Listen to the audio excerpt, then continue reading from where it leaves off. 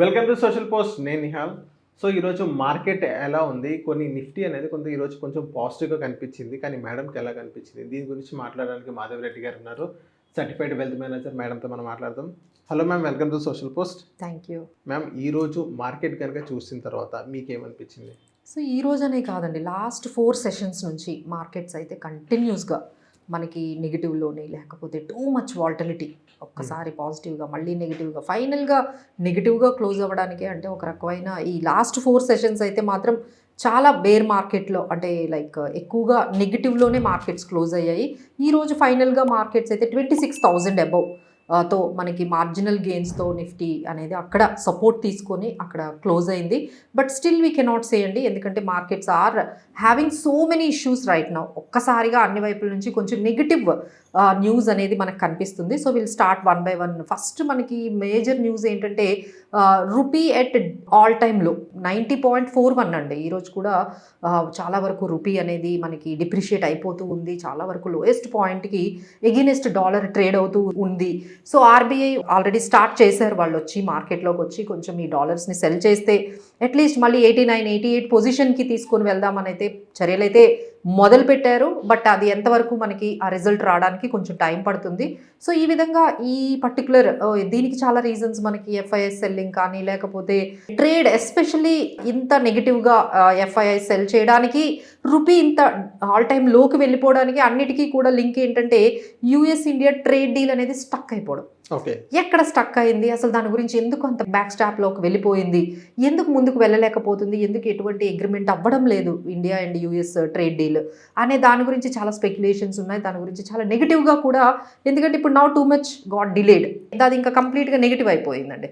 So దీనివల్ల మనకి rupee అనేది మనకి, అలానే ట్రేడ్ డెఫిసిట్, ఇప్పుడు ఏదైతే ఈ టారిఫ్స్ ఉన్నాయో దానివల్ల ట్రేడ్ డెఫిసిట్ అంటే ఏదైతే ఎక్స్పోర్ట్స్ ఉన్నాయో అవి కొంచెం తగ్గడము, ఇంపోర్ట్ బిల్ పెరగడము, ఇలా ట్రేడ్ డెఫిసిట్ కూడా గ్యాప్ అన్న అవ్వడం వల్ల టోటల్గా మళ్ళీ మార్కెట్స్ అనేవి ఒక రకంగా కొంచెం వీకనింగ్ అనేది మనకి కనిపిస్తోంది.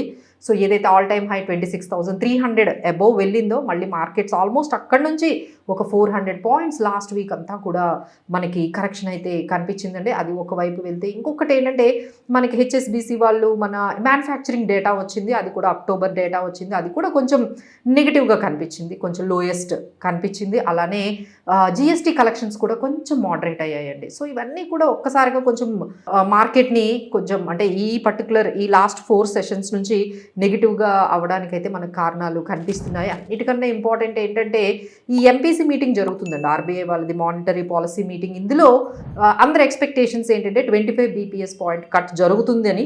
బట్ చాలా వర్గాలు చెప్తుంది ఏంటంటే జరగకపోవచ్చు, they will keep it hold, ఇప్పుడు తగ్గించే అవకాశాలు తక్కువ ఉన్నాయి. సో మనకి రేపు కానీ ఈరోజు ఈవినింగ్ కానీ ఆ న్యూస్ అనేది రేపు వచ్చేస్తుందండి. So maybe there may not be any rate cut. ఆ విషయం కూడా మార్కెట్స్ కొంచెం నెగిటివ్గా తీసుకుంటున్నాయి. May not be rate cut అంటే రేట్ కట్ ఉంటుందని ఒకప్పుడు ఉందండి, పాజిటివ్గా ఉంది. బట్ ఏంటంటే వాళ్ళు ఇచ్చే స్టాన్స్ అంతా ఏంటంటే ఉండకపోవచ్చు అనేటట్టుగానే ఎక్కువగా మార్కెట్లో అది న్యూస్ అనేది వస్తుంది. దానివల్ల కొంచెం ఈ రోజు మార్కెట్స్ జిఎస్టీ ఎఫెక్ట్ అని అంటారు మేడం. సో ఏంటంటే మనది ఇన్ఫ్లేషన్ అనేది మనకి లోయెస్ట్ వెళ్ళిపోయిందండి. అలానే మన గ్రోత్ కూడా చాలా రేటింగ్ కంపెనీస్ మనకి ఏంటంటే 7.4% జీడిపి అనేది మనకి చెప్తూ ఉన్నారు.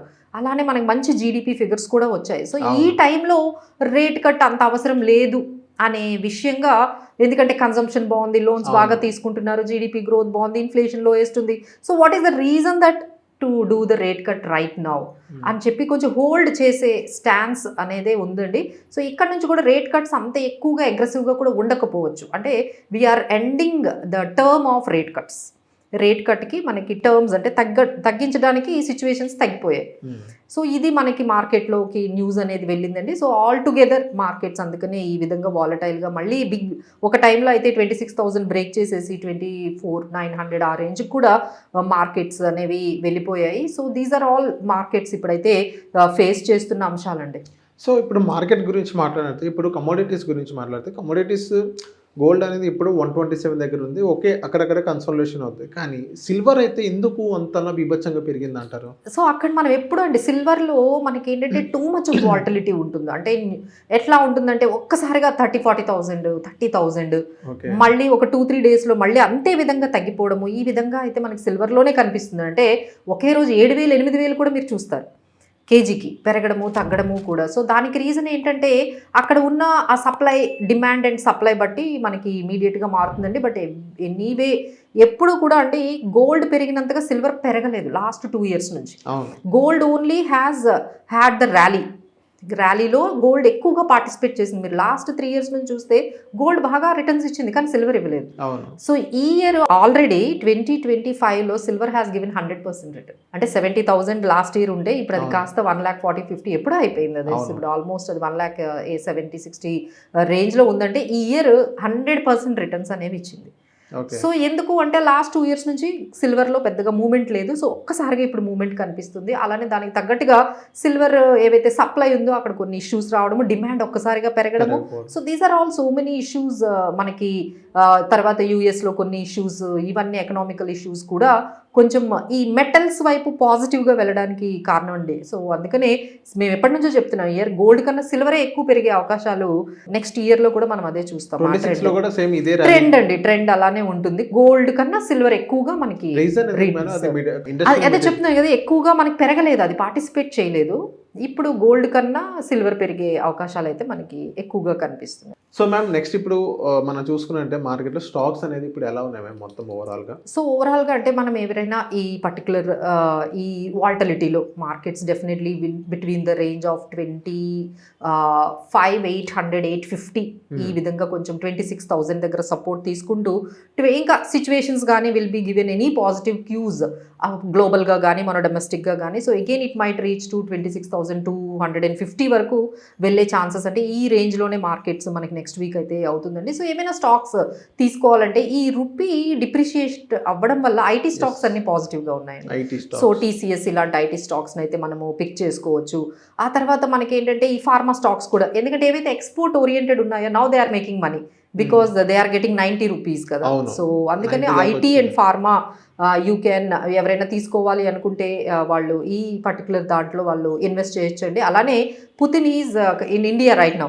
ఈ రోజు 6:30కి వస్తున్నారు. సో ఆయన వచ్చారంటే ఫస్ట్ ఆయన చేసే డీల్ అంతా కూడా డిఫెన్స్ అగ్రిమెంట్స్ మీద ఉండబోతున్నాయి. సో డిఫెన్స్ స్టాక్స్ మీద కూడా మనము పాజిటివ్గా వెళ్ళొచ్చండి. అలానే ఆటో సేల్స్ చాలా విపరీతంగా పెరిగాయి. లూబ్రికెంట్స్ మీద కూడా రష్యా నుంచి పుతిన్ వస్తున్నారంటే ఇప్పుడు మెజారిటీ ఆఫ్ ది ఇండియన్ ఏదైతే పెట్రోల్ కానీ ఏదైనా కన్సంప్షన్ యూజ్ చేస్తామో రష్యా నుంచి వస్తుంది. సో దాని మీద కూడా ఏదైనా పాజిటివ్స్ అయినా రావచ్చు అని అంటారు. అంటే అది బికాజ్ అగైన్ అందులో యూఎస్ కూడా ఇంక్లూడ్ అయి ఉందండి. సో మన డెసిషన్స్ అన్ని కూడా కొంచెం దాని చుట్టూ తిరుగుతూ ఉన్నాయి. అంటే రష్యానా లేకపోతే యూఎస్ దగ్గర నుంచి ఆయిల్ కొనుక్కోవాలా, రష్యా దగ్గర నుంచి ఎంత కొనాలి. సో రష్యా దగ్గర కొంటే యూఎస్ ఈజ్ నాట్ కన్సిడరింగ్. కానీ ఇప్పుడు మనకున్న ఈ రూపీ పడిపోవడంతో ఎక్కువగా మనం డాలర్స్తో కన్నా రూపీస్తో కొనుక్కుంటే మన ఎకానమీ మంచిది కదండి.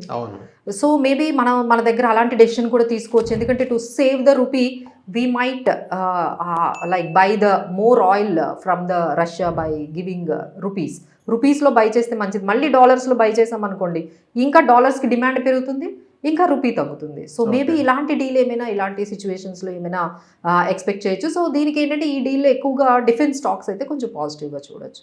So this is the overall మనకి నెక్స్ట్ వీక్ అంతా కూడా ఫెడ్ రేట్ కట్, తర్వాత ఆర్బీఐ రేట్ కట్, ఇంకా పుతిన్ ఏం మాట్లాడుతున్నారు, ఏ అగ్రిమెంట్లు చేసుకోబోతున్నారు, వీటి గురించే మొత్తం మార్కెట్స్ అన్ని కూడా దీనివల్ల మార్కెట్ పాజిటివ్ నెగిటివ్ కనిపిస్తుంది. అవుతానండి అంతే. ఈ వచ్చిన అవుట్కమ్ బట్టి మనకి మార్కెట్స్ అనేవి positive, but it will be range but good support అండి. 25,800-850 దగ్గర మంచి సపోర్ట్ ఉంది and it may go up to 26,250. Okay.